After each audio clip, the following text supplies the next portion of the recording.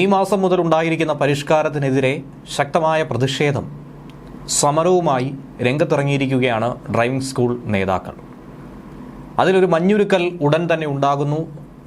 ഗതാഗത വകുപ്പ് മന്ത്രിയായ ഗണേഷ് കുമാറിന് മുകളിൽ നിന്നും വലിയ തോതിൽ സമ്മർദ്ദം ചെലുത്തുന്നു എന്ന് വേണം മനസ്സിലാക്കാൻ. അതുകൊണ്ട് തന്നെയാണ് വിദേശ പര്യടനത്തിലായിരുന്ന മന്ത്രി വളരെ വേഗത്തിൽ തിരിച്ചെത്തി ഡ്രൈവിംഗ് സ്കൂളിലെ നേതാക്കളെ ചർച്ചയ്ക്ക് വിളിച്ച് എത്രയും പെട്ടെന്ന് ഈ വിഷയം ഒത്തുതീർപ്പാക്കാനായി ശ്രമിക്കുന്നു. ഏറെ ദിവസങ്ങളായി നീണ്ടുനിന്ന ഡ്രൈവിംഗ് സ്കൂൾ ഉടമകളുടെ സമരത്തിനൊടുവിൽ ചർച്ചയ്ക്ക് തയ്യാറായിരിക്കുകയാണ് ഗതാഗത വകുപ്പ് മന്ത്രി. ഒരു കാരണവശാലും മുട്ടുമടക്കില്ല എന്ന് വാശി പിടിച്ച് മുന്നോട്ട് പോവുകയായിരുന്നു മന്ത്രി.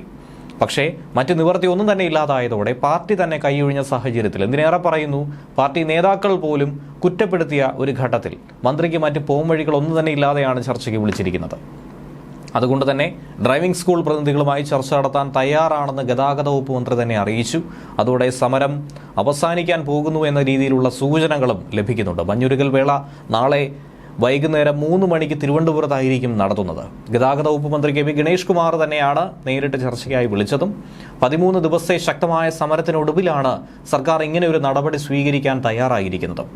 ഡ്രൈവിംഗ് സ്കൂളുകാരുടെ എല്ലാ സംഘടനകളെയും നാളെ ചർച്ചയ്ക്കായി ക്ഷണിച്ചിട്ടുണ്ട്. അവർ നിർദ്ദേശിക്കുന്ന പ്രതിനിധികളുമായിട്ടായിരിക്കും മന്ത്രി നേരിട്ട് സംവദിക്കുന്നത്. വിദേശത്തായിരുന്ന ഗതാഗത വകുപ്പ് മന്ത്രി ഇന്ന് കേരളത്തിൽ തിരിച്ചെത്തിയിരുന്നു. നാളെ മന്ത്രിയുടെ ചേംബറിൽ നടക്കുന്ന ചർച്ചയിൽ സമവായം ഉണ്ടാകുമെന്ന പ്രതീക്ഷയിൽ തന്നെയാണ് സംസ്ഥാന സർക്കാരും. സമവായം ഉണ്ടായില്ലെങ്കിൽ അത് ഗുരുതരമായ പ്രശ്നങ്ങൾ സൃഷ്ടിക്കുമെന്നാണ് മനസ്സിലാക്കാൻ കഴിയുന്നത്. എന്നാൽ പരിഷ്കാരങ്ങൾ പൂർണ്ണമായും പിൻവലിക്കണമെന്ന് സംയുക്ത സമരസമിതി നിലപാട് സ്വീകരിച്ചിട്ടുണ്ട്. അത് ഒരിക്കലും നടപ്പിലാക്കാനായി മന്ത്രി തയ്യാറാകില്ല എന്നുള്ള സൂചനയുമുണ്ട്. മിക്ക ടെസ്റ്റിംഗ് ഗ്രൗണ്ടുകളിലും ഡ്രൈവിംഗ് ടെസ്റ്റുകൾ കഴിഞ്ഞ കുറേ ദിവസങ്ങളായി മുടങ്ങുകയാണ്. സമരക്കാർ വാഹനം വിട്ടു നൽകാത്തതിനെ തുടർന്ന് ടെസ്റ്റ് നടത്താനെത്തിയവർക്ക് തിരികെ പോകേണ്ടി വന്ന ഒരു സാഹചര്യമാണ് ഉണ്ടായത്. നിരവധി ആളുകൾക്കാണ്, പൊതുജനങ്ങൾക്കാണ് ഇതുമൂലം ബുദ്ധിമുട്ട് അനുഭവിക്കേണ്ടി വന്നിട്ടുള്ളത്. സമരം ഇങ്ങനെ നീണ്ടു പോയി കഴിഞ്ഞാൽ കാര്യങ്ങൾ കൂടുതൽ അവതാളത്തിലാകും, വഷളാകുമെന്ന് തിരിച്ചറിഞ്ഞതിൻ്റെ അടിസ്ഥാനത്തിലാണ് മന്ത്രിയും ഈ വിഷയത്തിൽ ഇടപെടാനായി തയ്യാറായത്. എന്നാൽ ഇതിനു മുൻപ് മന്ത്രിയെ വിമർശിച്ചുകൊണ്ട് CPM നേതാവ് AK ബാലന് രംഗത്ത് വന്നിരുന്നു. CPM അനുകൂല യൂണിയനായിട്ടുള്ള CITU സമരക്കാർക്ക് പിന്തുണ നൽകി മുന്നിട്ട് നിന്നിരുന്നു. നേരത്തെ സർക്കാർ CITUവുമായി ഒരു ചർച്ച നടത്തിയിരുന്നു. പിന്നാലെ CITU ഈ സമരത്തിൽ നിന്ന് പിന്മാറുകയും ചെയ്തു. എന്നാൽ INTUC അടക്കമുള്ള മറ്റ് സംഘടനകൾ ഇപ്പോഴും ഈ പ്രതിഷേധത്തിൽ ഉറച്ചു നിൽക്കുകയാണ്. പിന്നോട്ട് പോകാൻ അവർ ഒട്ടും തന്നെ തയ്യാറല്ല.